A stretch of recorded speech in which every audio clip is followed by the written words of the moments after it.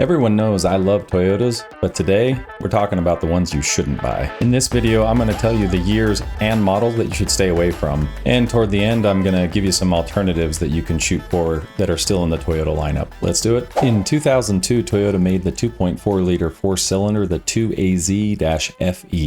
This is widely regarded as the worst engine that Toyota made. This engine had some initial problems that they worked out, but then in 2007, things got really bad. In 2007, they designed the piston rings to be low tension rings, and this change is what really gave them the worst reliability rating ever for a Toyota engine. And as you can see here, the recommendation is to avoid like the plague. What happens with low tension piston rings is that as your vehicle gets to a higher mileage, like maybe 100,000, 120,000 and higher, you start seeing really excessive oil consumption, which means you might go 1,000 miles and have to add a quart and a half of oil, which is pretty bad, especially if you're trying to buy a car for a kid. You can't really trust them to be checking their oil every month. Okay, now let's talk about all of the years and models that you should avoid. And don't worry, I'll just copy and paste all of these into the description below and you can put them wherever you need them. The 2007 to 2011 Camry Hybrid, the 2007 to 2009 Toyota Camry four-cylinder. The V6 is not affected by this. The 2009 through 2011 Corolla XRS. It only affects the XRS, not all of the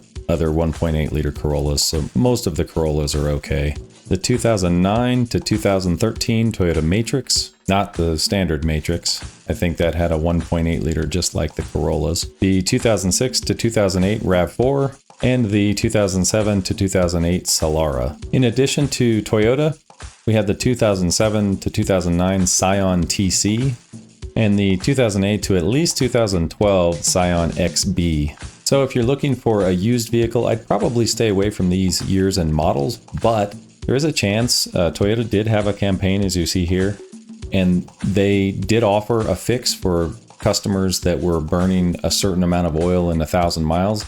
So there is a chance that a Toyota dealer fixed someone's engine and you'd be able to, have some documentation and potentially purchase a good engine and a good car in these model years. You just have to verify that the fix was done by Toyota. Okay, now we'll quickly jump through what I think good alternatives are to the years and the models that I mentioned.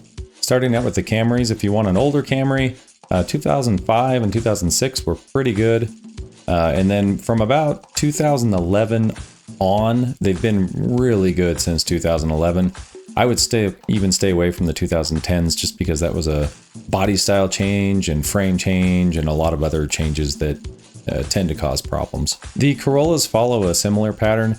You can get some of those older years from, the early 2000s to mid 2000 range. I would avoid 2009, 2010. 2010s weren't too bad. So 2010 on up would probably be pretty safe with the Corollas. The Matrix, again, a very similar story. Early to mid 2000s are fine. 2010 on is much better. And the Rav4s, 2003, 2004, 2005, pretty good. And then I'd say 2008 or 9 on, they've been pretty reliable. The Scion TC, similar story. 2009 on, you're probably going to be, actually about 2010 on, you're probably going to be fine. The Scion XB, I'd probably stay away from it, mainly because it looks like a toaster, but also it's just, I've got some conflicting data that shows that this excessive oil consumption was persistent in them long past 2009. And one last time, if you need to pause this, this is the final list of Toyotas to avoid. I'll also put that down in the description. If you found this helpful, give me a thumbs up. If you didn't like the video, maybe you'll like this next one where I talk about why Toyotas are so reliable. Well, most Toyotas. Oh, and don't forget to sub up.